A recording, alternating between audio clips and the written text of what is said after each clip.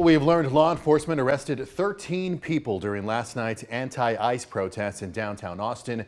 That's according to the Austin Police Department and the Department of Public Safety. And APD says 4 of its officers were also hurt and some hit by rocks and spit on. Jayla Washington is joining us live from the jail downtown. And Jayla, we're seeing some of those protesters being released right now. What kind of charges are they facing? Yeah, Daniel, Jennifer, actually, literally a minute before you guys came to me, a protester who was arrested, who says she was arrested, was just recently released, came up to me. So we're going to catch up with her afterwards. But yeah, some of those protesters facing a number of charges ranging from criminal mischief to resisting arrest, misdemeanors, as well as felonies, according to both APD and DPS. Now, that group there behind me, those are supporters of these protesters who are part of that anti-ICE protest. They are under tents, they've got snacks, they've got water bottles. They have been waiting for those protesters to be released and have been greeting them. And APD is also giving us a better idea of what exactly happened, the peaceful protest, and how it escalated. A cloud of tear gas as protesters cough and chaotically run through the streets of downtown Austin. Barricades knocked over. Austin Police and the Texas Department of Public Safety on horses trying to control the crowd. A cop bike hit me right here, and I thought he was about to shoot me, so I ran.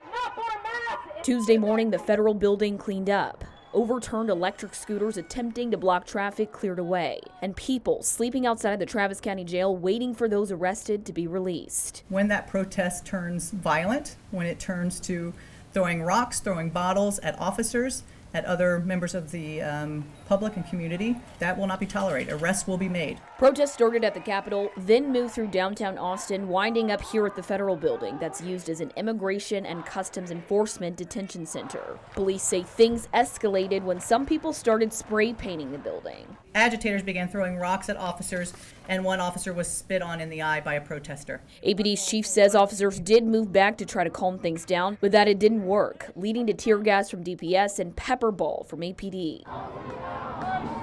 Meanwhile, the organizer of the event telling us in a statement, any police violence against protesters is unacceptable. I'll motion you in.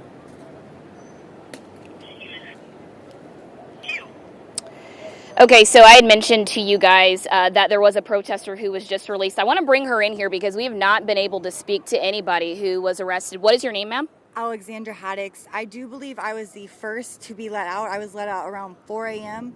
yesterday, as I was only given a Class C misdemeanor, so I didn't have to bail out, whereas a lot of the other people, including the felony charge, do have to go through the bail system, and that's why we have not seen them come out yet. Okay, and APD is telling us that things escalated because, protesters became aggressive and sort of obviously reacting to some of those arrests that were happening.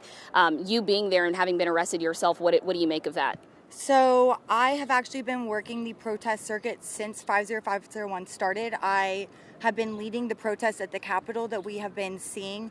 And so I've really gotten a firsthand look at who these people are. And these are not violent people. These are people that see what's going on in their community and cannot just stand by business as usual and watch people literally be taken from the streets by people masked. That is the same. It is kidnapping. They do not know who's pulling them. So I think that APD, as we saw video footages coming out, they were peacefully protesting. PSL put it on, a very peaceful organization. And we saw APD come into the middle and start instigating stuff. And I think that is when we started seeing things unfold, because the people in here have not been arrested. I unfortunately have been before, so I was actually able to walk them through. But these are people that just see their neighbors needing someone to stand up for them, and they answered the call, and they are some of the most brave people I have seen. And what I think happened was when APD began to get violent, everyone got really scared. From what I heard from someone that is still in there, her and her husband were peacefully protesting, and all of a sudden APD started to surround them, and they got them in an alley. And it was just people walking on the sidewalk, and then APD came in, and they said 2 people had 5 cops on them. One of the people I know has a felony charge for spitting, but she was spitting out pepper spray. I was cuffed, and they were pepper spraying me as I was cuffed. The officer that was on a power trip with me. I turned down a wrong road, and instead of letting me turn back because it was very confusing, they pulled me out of the car and they handcuffed me. And while handcuffed, my wrist was being bent backwards by the officer. He only stopped once people started to realize what was happening. Okay, my producers are telling me to wrap here. We're going to catch up with you more after this. APD says that they are expecting more protests this weekend, so they're going to be making some changes. We'll have more on that coming up on KXAN News at 6. I'm live downtown at the Travis County Jail. Jayla Washington, back to you. All right, Jayla, thank you very much. And going in depth, Austin police did confirm that DPS used CS gas or tear gas in response to the demonstrators last night. The city implemented a new policy after the protests in 2020 that does not allow Austin police officers to use tear gas as a crowd control method. APD did, however, use pepper balls, which disperses pepper spray on contact with the ground.